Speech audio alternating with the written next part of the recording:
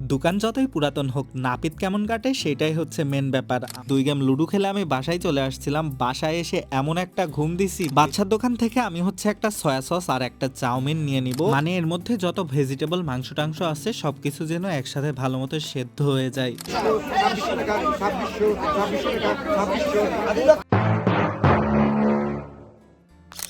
সকালবেলায় ঘুম থেকে উঠে একটা জিনিস মনে হচ্ছে, চুলদাড়ি কাটাইতে হবে। চুলদাড়ি কাটাইতে যাওয়ার আগে নাস্তা করে নিই। আম্মু সবজি রান্না করছে, কলা ঘন্ট, সেই সাথে ডিম আর মুরগির মাংসের সাথে লাল আটার রুটি। ভাবলাম ছাদে একটু রোদ লাগাইতে আসি, কোনো রোদ নাই। কোনো রোদ তো পাই নাই, বরং ছাদে যায় আরো শীত লাগায় আসছি। এখন নিচে এসে একটু রেডি হয়ে বের হয়ে পড়তেছি। একটা ভ্যানে উঠে পড়লাম গণমোড়ে যাওয়ার জন্য। এইখানে হচ্ছে কোমলের দোকানে যাব। কোমল একটু ব্যস্ত আছে, এর জন্য আমি হচ্ছে এখন গোহাটে চলে আসছি। এখানে হচ্ছে হাট হয়। এসে সঞ্জিত দা পান বিক্রি করতেছে, তার সাথে একটু দেখা করলাম। 2600 টাকা, 2600 টাকা, 2600। এখন এখান থেকে আমি কোমলদার দোকানে চলে আসলাম। কোমলদার দোকানটা অনেক পুরাতন দেখে মনে হয়, তার মানে একদম জরাজীর্ণ।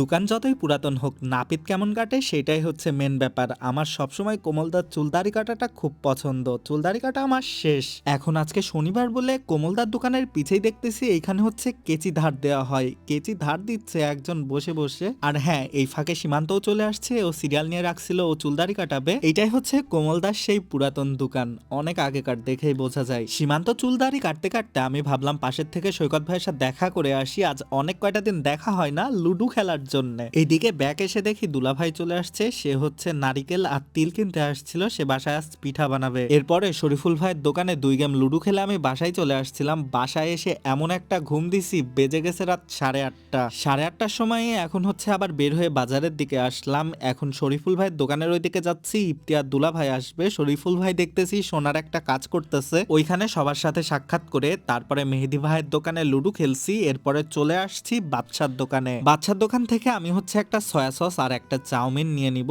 এই জিনিসটা রাত্রেবেলা রান্না করে নাস্তা করব, সেই জিনিসটা চিন্তা করছি। আর সীমান্ত আসছে, ওর হচ্ছে 2 রকমের টিস্যু পেপার লাগবে, একটা হচ্ছে মুখ মোছার জন্য আর একটা হাত মোছার জন্য। ও টিস্যু পেপার নিতে আসছে। এরপরে বাসায় এসে আমি চাউমিন বানানোর প্রস্তুতি নিছি। আমি অনেক রকমের সবজি নিয়ে নিছি, সেই সাথে হচ্ছে এই যে টমেটো, সয়া সস টস সবকিছুই আছে। এখন জিনিসটা বানাইতে হবে আমাকে। আম্মাজানকে বলছিলাম আমার একটু ভিডিও করে দিতে, সে দেখে আমার মাথার ভিডিও করে দিছে। তার মানে আমি যে নিচে সবজিটা কাটতেছি সেটা দেখাবে, সেটা না দেখায় মাথার ভিডিওটাই বেশি টাইম করছে। যাই হোক, আমি এখন গাজরটা গ্রাইন্ড করতেছি। বাকি সব সবজি টবজি আমার কাটা শেষ, কিছুক্ষণের মধ্যেই রান্নাটা শুরু করব। এই যে এখানে আমার সব রকমের সবজি টবজি কাটা শেষ। আমি যদিও ইউটিউব দেখে জিনিসটা রান্না করতেছে, এখন জিনিসটা খাইতে কেমন হবে এই নিয়ে আমার কোনো ধারণাই নাই। ইফতি হচ্ছে লাস্ট 2-1 বার এই জিনিসটা রান্না করে খাইছে, এর জন্য আজকে আমি ড্রাগন নুডলস আনছি। জিনিসটা নাকি সিদ্ধ হইতে একটু বেশি টাইম লাগে, ও আমাকে বলছে। আমি এইখান থেকে হাফ প্যাকেট চাউমিন নিয়ে নিছি, এখন রান্না করতে চলে আসছি।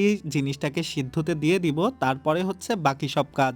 যে কড়াই দিছি এইখানে অর্ধেক করে ভেঙে না দিলে আটতেছিল না। এখন জিনিসটা সিদ্ধ করার জন্য এর মধ্যে 1 চিমটি লবণ দিয়ে দিচ্ছি। এই জিনিসটা হইতে হইতে আম্মু হচ্ছে এই পাশে মাংস ভিজাইতে দিছে, দেখি মাংসটা কতক্ষণে নরম হয়। এদিকে আমার নুডলস সিদ্ধ হয়ে গেছে। এখন এই জিনিসটাকে হচ্ছে অল্প একটু ঝেড়ে নিব, ঝেড়ে নিয়ে তারপরে এর মধ্যে ঠান্ডা পানি দিয়ে দিব। নুডলস রান্নার প্রথম স্টেপ শেষ। এখন হচ্ছে একটা কড়াই বসায় নিছি, এর মধ্যে হচ্ছে রান্নাটা শুরু করতে হবে। তেল ঢেলে নেওয়ার পরে আমি হচ্ছে এই যে 2টা দেশি মুরগির ডিম নিয়ে নিছি, এই 2টা ডিমই দিব আর কি। এর মধ্যে ডিম হচ্ছে একদম ঝুরঝুরা হয়ে গেছে। ডিম ঝুরঝুরা হয়ে যাওয়ার পরে প্রথমে দিয়ে দিব হচ্ছে এর মধ্যে মাংস, আর আমি একটু লবণ দিয়ে দিছি এর ভেতর। মাংস মোটামুটি সব সিদ্ধ হয়ে গেছে। এখন এর মধ্যে যত ভেজিটেবল আছে সব আমি একসাথেই ঢেলে দেব, খুব বেশি লেট করব না। মানে এর মধ্যে যত ভেজিটেবল মাংস টাংস আছে সবকিছু যেন একসাথে ভালো মতো সেদ্ধ হয়ে যায়। ফাইনালি আমি আমার সেদ্ধ করা চাউমিনটা এর মধ্যে দিয়ে দিচ্ছি। এখন অল্প একটু প্রথমে নাড়াচাড়া করে নিব, এরপরে আমি হাতের আন্দাজে মাপ মতো এর মধ্যে সয়া সস দিয়ে দিচ্ছি। সয়া সস দেওয়ার পর এর মধ্যে দিয়ে দিচ্ছি পরিমাণ মতো লবণ, আর ফাইনালি দিয়ে দিচ্ছি প্রাণের টমেটো সস।